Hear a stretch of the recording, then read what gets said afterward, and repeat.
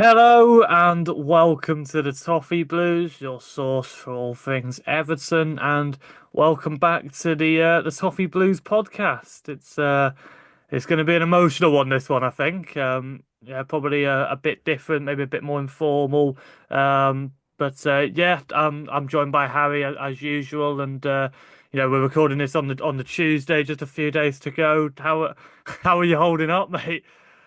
Mate, I think, one thing that I've always caveated my involvement with Everton is that I am a little bit more afar than those of you that are able to go to the game a little bit more regularly. But I've got to say, like, it's never, as I tell my wife when we're arguing, it's never top trumps. We never have to argue over who's grieving more or who's happier, who's sadder. Everyone has a right and a connection to this club to kind of feel how they feel about it. I've got to say, I was chatting to, as you said, we were recording this on the Tuesday. I was chatting to Dave Kennedy yesterday for the Toffee Blues, and we were chatting about the models that he's making at Goodison, and listening to him talk about his kind of journey with Everton, and he's been involved going to the ground since he was 4 or 5, back in the 70s, and the players that he's seeing, the moments that he's seeing, and his general feeling. And then I just started to think, gosh, yeah, like, I have a small part of that compared to someone like Dave, but I'm in bits already, and we are still like a few days out here. I don't know about you, Al. How are you? Because you're going right on Sunday. Yeah, I'll be there. Like I say, I think this is the first season I've had a season ticket. It wasn't in my own name. Got it off a mate who madly decided not to go for the last season. Just couldn't fit it Wild. into his schedule. So Yeah.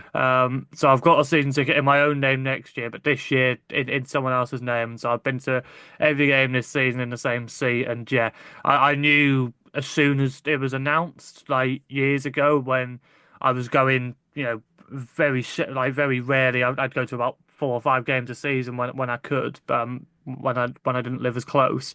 But I knew as soon as it was announced we were leaving Goodison, I have to be at that last game. I just Yeah. have to be. I wouldn't be able to live with not being there. So thankfully, things have turned out the way they have. But yeah, you mentioned it there perfectly. I think our Everton journeys are exactly what we're gonna talk about in this podcast. I think because this is going to be a day for the fans more than anyone. Yeah. I think obviously the players will have their own connection. The manager will have an even more personal connection than most of them, and everyone connected with Everton, of course. But it's mostly going to be all those fans that will be congregating on County Road and Goodison Road and doing the march, whether they've got a ticket or not. And then the 40,000 or so that will be in the ground as well for the final time for a men's game, of course. With it being officially Is it? announced that it's not quite as clear cut as we were all thinking. It's not getting knocked down and turned into flats or anything. Obviously, that was never going to be the plan, but um, Yeah. obviously it's just been announced that it's going to be staying on, and Everton will still be playing there, just not the men's team. And so I know that's a bit of news that has divided opinion, but I think for a lot of people, having the chance to still be able to go to Goodison, even if it's not quite in the same way, I think is a pretty positive thing, really. Yeah, I would just want to jump in on that, Al, because I know we've got lots that we want to get into on Goodison. But a few weeks ago on the pod, we talked, and I think I made the point of saying that for me, off the pitch now becomes even more important than on the pitch. And I think one of the things I said is that what we've been crying out for a long time is business nous and business awareness. And how do you build this brand even further? How do you develop it? Obviously we're heading over to the States in the summer to try and raise that profile over there that we've had there for many years. It was pretty common under David Moyes with Tim Howard and Landon Donovan. We would go over there and build that fan base out. And I do think it's a really good thing that we are doing that. But I think if I put full faith in the new owners that if they've conducted an assessment that it is financially viable for them to keep Goodison Park going at a reduced capacity for the women's team, potentially for the under 21s. We know that that's not been announced yet. It's just the women's team currently in the announcement that broke a little bit before we started recording. But I just think like one of the things they said in their statement, I believe, was that it's important to keep Everton at the heart of that part of the community. And I absolutely agree with that. And I believe if they keep that there for the women's team, if they keep the tours going, if they keep that kind of museum legacy aspect of Goodison going while we build some history in the new place, I don't know. I think it sort of softens the blow, and you're absolutely right. It is going to divide opinion, but I just think for those that come outside the area now to see the new stadium, you would surely be sorely tempted to jump in an Uber or jump in on a bus and get down to Goodison Park still and see it for what it is, which would be a somewhat of a kind of a living museum, I guess. But I don't know. I quite like it, and maybe it has. I don't think it takes anything away emotionally from Sunday and the gravitas of that game and the gravitas of what that exists to be. But I just think it maybe does soften the blow for people like me that aren't going to be there on the final day to know that it's still there, somewhat of a comfort blanket. And nice to know it's not a comfort blanket that would cripple us financially by the sounds of it. So I think it's good news. I know it does is going to divide opinions. I'm sure we'll get lots in the comments, but I think it's right. And it's also nice to see the new owners that are taking the women's team seriously. You know, you see the contrast of what's going on at Manchester United, for example. We know that not all big, rich owners see the value in the women's game. And it's really nice to see. I mean, what a gift to be given to the women's team in that stadium. So, yeah. Yeah, absolutely. It won't be the same Goodison that we're all used to, and I think that's why it doesn't take the shine off Sunday at all. This is the final time we'll all get to experience Goodison like as we know it, and as you say, I think it will. It will have to be leveled out. Obviously, there's the case of people are a bit confused about how you're going to sell seats and then Yeah. keep it going as a stadium. But obviously, I think it'll be completely done up, Yeah. and probably leveled out, reduce capacity a little bit because you don't want to be playing in a ground that's at half capacity every week, which so like is the situation the women's game is in at the moment. Obviously, we all Of we all course. hope it grows, and I'm sure this move is going to play a really big hand in growing the game overall, not just Everton women. So yeah, I completely agree. I think it's a very forward-thinking move, to be honest. And as you said, there's always the argument between us being too business-like or too sentimental. And people will argue on the side of either one. But as you say, I think this, from a business perspective, definitely makes a lot of sense. And yeah, speaking about, taking the shine off Sunday and stuff, I think we were all, well, we definitely were anyway last week, expecting to go in off the back of a quite a disappointing result. I don't think many people had much confidence in us going into Fulham, and again the lineup came out, and those fears only increased, and yet for once Everton have very pleasantly surprised us. I think it's fair to say. What a fantastic result that ended up being. Mate, just to quote former Everton manager Roberto Martinez, phenomenal, just absolutely phenomenal. It does come back though, doesn't it? Because I listened back to our pod last week, and I feel like we do owe everyone an apology because usually one of us is the upbeat one, and I think last week we were just both like, get the season done, get them all out, and get 11 new players. But you know what? We've said that the reoccurring thing. Well, do you know what? We talked about handbrake off, didn't we? That's been the thing we've said lots on this podcast.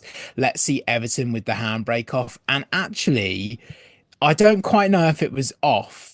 I feel like it's when you start driving and you realize it might have still been a little bit on, but which we've never done, by the way. But I feel like we did get glimpses of what Everton would look like with the handbrake off, and what a great place to go and what a great away day that must have been for those that were down there. But first half was dross, like some of the worst that I've seen under David Moyes. And I feel like that starting 11 would have justified that level of performance because it certainly was the opposite of the Twitter 11 that we were talking about in previous games.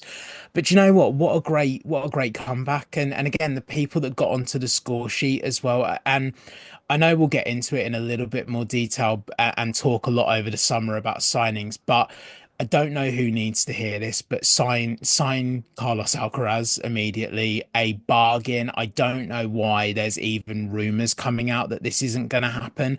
I think if we're umming and ahhing that Jack Harrison might be an Everton player next season because apparently the fee is ridiculously low. I would beg to differ compared to what I would value him as. But Charlie Alcaraz, if you're talking anything sub 20 million pounds, I think in today's market, sign him. And a really interesting thing that I heard in a lot of the noise post-match, Al, that I really agree with, is Everton have lacked a player in recent years that plays better away from home. I feel like I mean, it's flip a coin on where any of our players played better in recent seasons. But Charlie Alcaraz seems to have this thing about him where he really enjoys, you look at the Forest game, you look at the Palace game, you look at the weekend against Fulham. He just seems to thrive away from home and having like more creativity and less pressure. And I don't know quite what it is, but he certainly seems to put in an extra like 1 or 2 points above his home glimpses that we've seen. But another really exciting performance from him. Beto with another goal. Don't sell him. Yeah, I just think it was very characteristic of this return of Moyes, again on a knife edge, one big win now, and suddenly it does look very sunny again. But you can't, in isolation, great win, fantastic win, and what a great way now to head into that final game on Sunday. Yeah, absolutely. And you say about Alcaraz playing better away from home. I think kind of the issue is that everyone's playing a better away from home at the moment, really. It's but I don't I want to keep this as positive as possible, but it's so typical that our away form has been so much better than our home Yeah, form in the final season at Goodison Park. That's just so Everton. It's yeah, unbelievable. But yeah, hopefully we at least go some way to righting that wrong on Sunday. Fingers crossed. Anyway, yeah. Everything crossed, mate. against one of the worst teams in Premier League history. It's horribly poised. It's horribly poised. But Yeah, hopefully for once we just don't Everton it up. But and we're speaking on Everton and like I say we all just references like that just there, like we all get it, we all are completely engrossed in it all. It is I know I'm speaking for myself a bit here, but I'm sure you're the same. It plays probably far too unhealthy a level of like on our lives and just has far too much of an impact on our lives. But I think for most of us, we wouldn't change it for anything, would we really? no, So no, absolutely not. so on that note, and I'm learning this for the first time. We've been doing this for a while, but I feel like this is probably a good chance for us to get to know each other a bit better as well. But why Everton, and what made you fall into this really unhealthy obsession that we're both in? Yeah. Do you know what? We said this, didn't we? I outed myself on the pod last weekend where I said I don't have a Scouse accent and I'm not a local. Yeah, my dad is the youngest of 8 kids, and my dad was born in '66. And those diehard Evertonians amongst our listenership will know '66 was a pretty good year for club and country if you were an English Evertonian. So my dad ended up supporting Everton just because the year he was born, it was a pretty successful year, what we'd call a glory hunter in this day and age. But he was the youngest of 8, and they all supported a different team. So he had Everton. I think a lot of the bigger boys were already taken, and thank God he did, because honestly, I mean, he got to live through the '80s as a supporter from afar and really saw like the glory days of Everton. And I was born in '92, as we talked about on the pod last week. So I was a toddler when we won at Wembley in '95, and that was it, apart from the what was it, the Florida Cup that we lifted a couple of seasons ago in pre-season. Um, but yeah, that I support Everton because of my dad. And actually, I'll say this on the pod out just so that we get it all out there. I lived afar from Liverpool, and I never really got to go to anything that, and I didn't really travel a lot when I was a younger for whatever reason. And when I got to pick a university, I actually chose Chester, and in particular the Warrington campus, because it was a very short train journey from Goodison. And I remember having an option to go to Westminster, and I had an option to go to Warrington. And I remember telling my parents in the car journey from the open day in Warrington, it has to be here because I can see road signs to Liverpool. Like it just has to be here. And so I ended up coming to uni, and my student debt was partly because of coming to uni and partly from then getting to go to Goodison Park and watching Everton now. So yeah, I support them because of my dad. The fandom and the obsession very much became watching from afar and then getting to be closer to it and a little bit further afield these days. But honestly, like I'm very glad I got to go a couple of times in the last couple of seasons, and whilst the football's not been the best, my last game at Goodison will always be the Baines and Coleman management duo in the FA Cup. And there's something quite nice for the era that I grew up in as a fan for that to be my last Goodison memory. But yeah, that's how it came to be. And wow, what a really bad time to be an Everton fan. And yet at the same time out, as you told me last week, you were a lot younger than I am, and I dare say it's been marginally worse for you. So Yeah, like I say, there's definitely echoes of my story in there as well. Obviously, I'm also not speaking with a Scouse accent, although my dad was born in Liverpool, grew up in North Wales. I only lived there for like 3 weeks before the family moved to North Wales. But my granddad is born and bred Scouser, like lived in Speke, and so as you say, support handed down, which is I think the most organic way for it, no matter where you're yeah, from. You support the football with your dad, and you either support your local team or you support the same team as your dad. I think that they're the most organic, natural ways for it to come in. And yeah, similarly, I've never lived in Liverpool, never didn't grow up anywhere near Liverpool, but my dad took me to my first game when I was 6. And when I was absolutely obsessed with it, 0809 season. And as you say, it's similar. You had us winning the cup when you were a toddler.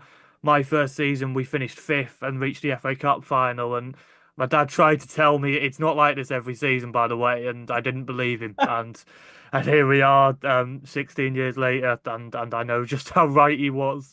But yeah, I have a very similar thing in that, I used to go every now and then when I was growing up, but once I went to uni, one of my main priorities was getting into the Northwest and getting as close to Liverpool as I possibly could, so that I could go to more Everton games, yeah, and so as I say, that's how it has to be sometimes. And yeah, I also was spending far too much of my student loan on going to Everton when we were dreadful. The seasons I was at uni were the relegation dogfights under Lampard and then under yeah. Deitch. And I don't really know how I got my degree, to be honest, because I spent most of my time just stressing about Everton. So but yeah, that just sums it all up. So yeah, like I say, my first game, 3-0 win against Sunderland, December 2008. Arteta scored two free kicks. One of them goes down as an own goal, but I like to think it's two goals from Arteta. And then bloody Dan Gosling, if you remember him, Yeah, yeah. scores his first ever goal just a few months before he wins us to Derby. So he was actually my first ever favourite player, which is Amazing. has got to be one of the worst first ever favourite players ever. But I think I have pretty good reasoning for it. So yeah, you say your last game was the Peterborough one in January, but do you remember your first game? Yeah, well, as I said to you, I didn't really get to watch Everton live and in the flesh until much later in life. So my first game would have been 2011, and it was December 4th, I think it was, a Sunday early kickoff, Everton Stoke, and it was 1-0 Stoke, and it was a freezing cold, like horrible rainy Sunday, and I waited outside really like I was like 19, I think at the time, So I was queuing to meet the players like a proper fanboy at a really odd old age for a fanboy. And I remember meeting Louis Saha before the game and absolutely buzzing. And yeah, went in, watched Everton lose 1-0 and left and was like, yeah, I think I've picked the wrong uni, lads. Like, I don't think this is. I think I should like transfer or get out now. But yeah, it was a really weird game. I remember Tim Cahill had a chance to equalize and yeah, missed it. And but yeah, honestly, Al, it was such a weird game because even though we lost, just being a part of it for the first time at an age where I could really appreciate it, it was to appreciate the Everton fume up close and personal in 2011 was just something really special. Yeah, like I said, I felt exactly the same. Obviously, quite different ages. You being like 18 or 19, whatever it was. But me as a 6-year-old, I was quite a quiet kid to be honest. I didn't really like crowds too much. I remember the first ever concert I went to, I struggled a little bit, but Goodison was just nothing like that. Yeah. It just took me in like the warmest way, and all the sounds, all the noise, and all the smells and everything. Like it just all absolutely like won me over instantly. And I see little kids going to the game with like big like headphones on their ears and stuff like that, and I'm just like, I just wasn't like that at all. I absolutely adored the noise, Yeah. and yeah, like I say, I think I did the same as you, and met the players after my first game. I remember meeting like Howard and Fellaini, and I think I met Pienaar as well. All the classic names from the first Moyes era. At a bit more of an acceptable age, but it's okay. It's fine. No one Um, report me. but yeah, like I say, I think the lineup quizzes have exposed me a little bit in the last few weeks as Yeah. being a proper fanatic in those early years. But that game against Stoke, I have absolutely zero recollection of whatsoever. I don't blame you. So yeah, I definitely got a bit luckier with my first game than you did. But like I say, there's been so many classic games over the years, and I hope you've seen us win at some point. I know, like you said you saw us won our last game against Yeah. Peterborough, but can you remember the first time you watched us win? Do you know, I got labeled as a jinx, Al, because I think in the handful of games I got to go to at uni, home and away, I might add, I don't think I saw us win until my third year. And I think that was an FA Cup replay against Oldham in my second or third year where we'd got held at their place and we got a replay. It was like I think a Wednesday night at Goodison Park. My first time under the lights actually, which was really special, even though it was Oldham and it was a replay when no one wanted to be there. But I remember watching us win at Oldham in an FA Cup replay. I've got to say that Al, talking about wins, it did take me a couple of years to see a win, but one of my absolute favorite games at Goodison that I saw, kind of in a typical Everton way, we played Aston Villa. And I remember sitting in the Upper Gladys and with my friend at the time who used to come with me to the Everton games, and he was a Swindon fan. So he'd come to the Everton games and then I'd go to the Swindon away games in and around the area for him when I think they were in League Two at the time. And it very different standards of football, but probably not as different as you'd have hoped. But we were in the Upper Gladys for the Villa game, and that was the game. I don't know if you remember it. Benteke was in like beast mode, and I think he scored a hat trick, and we were 3-1 down, and Fellaini got us to 3-3. And I remember he hit the crossbar with about 5 minutes to go. It would have been 4-3. But because we'd come back from 3-1 down, I just remember taking it in right in the corner of the Upper Gladys, like looking at the whole ground when he hit the bar and just like the sea of people bouncing. Sunday afternoon, the sun was out and just everyone was just bouncing. There was such like an energy. I'm getting goosebumps like remembering it now. And it wasn't a win, but it was a better feeling than when we beat Oldham. So that draw was actually, it felt like a win. That was really my kind of like standout memory, I think, of my time going to the game. To be fair, what a great game that was, and what a great squad that was. We hope that Moyes can build something half as good as he did the first time around, because just a really, really great set of players that he had as the Everton manager the first time out.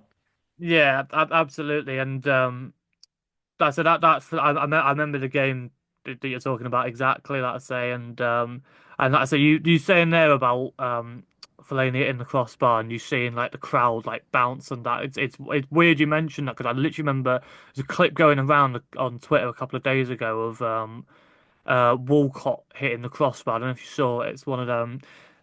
It's like is one of those threads of like what would have been the best goal that never Yeah, was or something like that. And I have no recollection of this at all, but I just remember what like the clip goes around and it reaches Walcott on the edge of the area. He just takes a touch and volleys it, and it's going right in the top corner and smashes the crossbar. And that sight you said of like the crowd like in the Gladys just going up and then just down again. I actually noticed that and just thought like that's a real like that's a pure footballing emotion. Like yeah, everybody, it's just a ripple, just like bang and bang, and like I said, it's really weird. You just mentioned that, like that exact sensation. But yeah, that season was probably it included the first game where I think experienced what I'd describe as like vintage Goodison, and Fellaini was at the heart of that one as well on the first game of the season when we beat Man United. great And game. yeah, like I say, at that time, I didn't, as I say, I wasn't, as I've mentioned, I wasn't going to a lot of games, but um, we'd always go to the first game of the season, and this was at the time under Moyes where we started every season really badly. So I'd been to the first home game of each season, and we lost every single time. And then the 2012-13 season comes around, and we get United on the first day. And I'm just oh, perfect. Well, there you go. Another bad start, all of that. But then the performance we put in that night, and Fellaini in particular. I'd go as far to say it's probably the best individual performance I've ever seen from an Everton player. He was unplayable that day, and then scores the header in the second half in front of the Gladys Street. And I remember sitting in the park end, and it was just electric under the lights, as you said before. Um, and yeah, that even now, I think it's only the derby last season. I think that trumps that for me as being me best ever Everton game. And yeah, just what amazing memories, you know. They're definitely my like first real special memories of Goodison Park and you know, so you mentioned about like that there being like some of your first games there, but do you have a favorite game, one that really sticks in your mind? I think performance-wise, it would have been the 3-3 that I mentioned earlier against Villa. But I think for probably more sentimental reasons, my favourite game would have been quite a recent one, which would have been the 0-0 against Aston Villa last season. I mean, by far from a classic season, and but the thing that made it really special for me was I got to take my dad. So mentioned earlier on in the pod that my dad introduced me to Everton. I'm an Evertonian because my dad is. But because my dad was somebody, because of his job, he couldn't really get to Goodison Park. So despite watching all of this stuff from afar, he never got to experience it. So whilst it's usually fathers that take their sons to their first football matches, it was really nice in some kind of poetic way that I could take my dad to his first Everton game. So the 0-0 against Aston Villa, and you know, my granddad was an Aston Villa fan. He was born in Aston, so to kind of see his father's team play my father's and my team. And yeah, it was a 0-0. It was a trash game, apart from James Tarkowski getting everyone involved in a scrap at the end of it, which was still one of my. And I was so near where that happened. It was so good. I think you can actually see me on the footage where it's kicking off as well, which you can just see me salivating over everyone, showing a little bit like fight and passion. But yeah, what a nice memory, you know. I think this is the thing, right? Like football, and you see a lot of this coming out now, Al, with like the end of the run at Goodison as well. Like people really being more artistic and like the poetry of football, both on and off the pitch. And yeah, that would be my kind of like poetic Goodison moment. So would be my one of my favorite Goodison memories for sure. How about you? I dare say you've got a little bit more to pick from than me. Yeah, I mean, in fairness, I don't think I have any that are as sentimental as that. And as I said, I think, as you say, that's exactly what it's all about. That's what's getting people so emotional, especially for people Yeah. our age, because you know, for most of us, Everton have been rubbish. But Yeah, exactly. it's the memories, the family memories that that really stand out. But as I mentioned, I think my best ever game has to be the derby last season. Yeah. Waited so long to see us beat Liverpool in the flesh. And I mean to see us beat Liverpool full stop, really. You know, I mean we had the COVID game, like which it's annoying. It doesn't really count for me in my head, which is frustrating Yeah. because even if I'm being brutally honest, if we were all brutally honest, we probably would have won that with Anfield being full, if we're being completely honest. So it doesn't really count in my mind if I'm being perfectly honest. So going back like that way, you're going back all the way to the Cahill Arteta game when I was like a kid, Yeah. barely remember that, didn't really appreciate just how rare that was going to be, that feeling. So, like I say, I'd waited so long for a derby win, and I just remember with us beating Nottingham Forest on the weekend, everyone just kind of had a good feeling going into it, weirdly, which is, you shouldn't really ever have that for a derby. Um, you know, the hope is Yeah. what kills you, of course, but we just thought it just kind of felt right that night under the lights as well. It just kind of felt like we might just do these because they were just starting to hiccup in their title chase as well, and Yeah. just everything came together. The first half hour we battered them. Should have had a penalty. We were really unlucky not to get a penalty really early on, and I thought, oh, maybe that was our chance, and we've blown it. But no, we kept at them, got the goal, and then defended brilliantly, and then nick it with the second goal from the corner. That's Goodison to a nutshell. That the number nine Yeah. scoring a header at Gladys Street from a corner, that's everything that that Everton fans want. So yeah, it was just an incredible night, and you know, I think for maybe some this year's derby almost tops it, which is crazy. And I know Oh, Liverpool didn't fans it? will get at us with the small club mentality, celebrating a draw or whatever, but it was the feeling. It was the feeling of Yeah. that equaliser. Goodison just took off, and that's how I'll remember Goodison when it's just absolutely shaking to its very core. Um, so yeah, that's I think we've done maybe enough reminiscing now. So we'll look forward just a little bit and just leave it off on Sunday with what are like your main hopes for the day? How do you want the game to go? Do we want a last minute winner, or do we want to just absolutely thrash them and get rid of any sort of stress at all? Mate, I've seen this thing going around on social media this week, like book the most poetic end to Goodison Park and like who should be the final goal scorer. And we're talking about, Seamus Coleman playing up front or Pickford taking a 90th minute penalty or all of this crazy fan fiction that's being written about the last game at Goodison. I just want to bloody win it, Al. Like I don't mind. Like ideally, yeah, like 4, 5, 6, 7-0, biggest ever win, last ever game. How great would that be?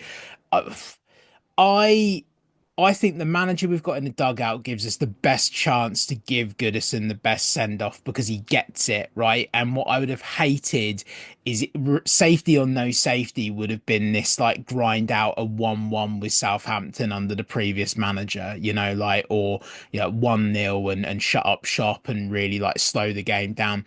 This for me has it reminisces with David Moyes' last game at Goodison in his first spell. I'm sure you remember it. I believe it was the West Ham game, wasn't it? Where we just never looked in danger, comfortable game.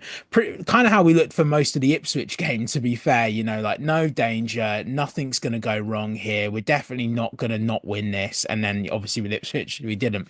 But I think with Southampton, I expect there to be this fine tuning of do all of the stuff we did right and cut out the stuff we didn't. If you could give me poetry, I would 100% take Seamus Coleman scoring the last goal at Goodison Park. I saw someone say we shouldn't play Jack Harrison because it's got Jack Harrison scoring the last ever goal written all over it. I just think it's funny that we can even talk about that, like it would just be really weird, for example, just like players that don't score very often, like Idrissa Gana Gueye actually getting a shot on target and that being the last goal at Goodison, or Ashley Young getting it and him sort of being this sort of cult love-hate figure at Everton. There's so many different scenarios, isn't there? I just hope it's an Everton player and I hope it's a winning goal. Like that's all I want, even if it's 2-3-1, whatever. But it just needs the worst thing for me, Al, would be if we're winning 3-0 and Che Adams gets some scrappy last minute goal and that's like 3-1 and he goes down as the last goal scorer.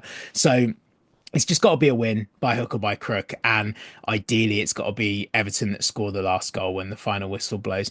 And Michael Oliver, your cards are marked, sir, because I've seen that announcement, Alan. I'm not happy. Like, Yeah, it'll be the last ever boo at Goodison Park will be yeah, an all-timer, I'm sure. But yeah, I'm sure you'll make it all about him, no matter how. Yeah, I'm exactly the same as you. Just I'm almost certain there's going to be at least something that goes wrong because the game's almost like a sideshow to Sunday for me. It's almost like a this is secondary true. thing, the actual match Yeah, itself. But there'll be some sort of stress in there. But for whatever reason, the last few years, it's just like when we need to win, and I say need for Sunday. I really do think we need to win to send it off in the right way. We seem to just manage to pull it out the bag, even if like it goes wrong at some point. I think we'll just get the job done, and that'll do for me. Just a win is yeah. fine by me. Whoever scores the goal, Michael Keane can score it. Who cares? But yeah. On that note, then, like I say, I've really enjoyed this, a bit of a trip down memory line and celebrating Goodison Likewise, Park mate. um, as everyone else has been this week. So yeah, as I say, please comment below, giving your like connection with Goodison Park and how you're feeling about Sunday. Please do like if you enjoyed our thoughts. Subscribe to the Toffee channel for more Everton content, and we will see you in the next video. Up the Toffees.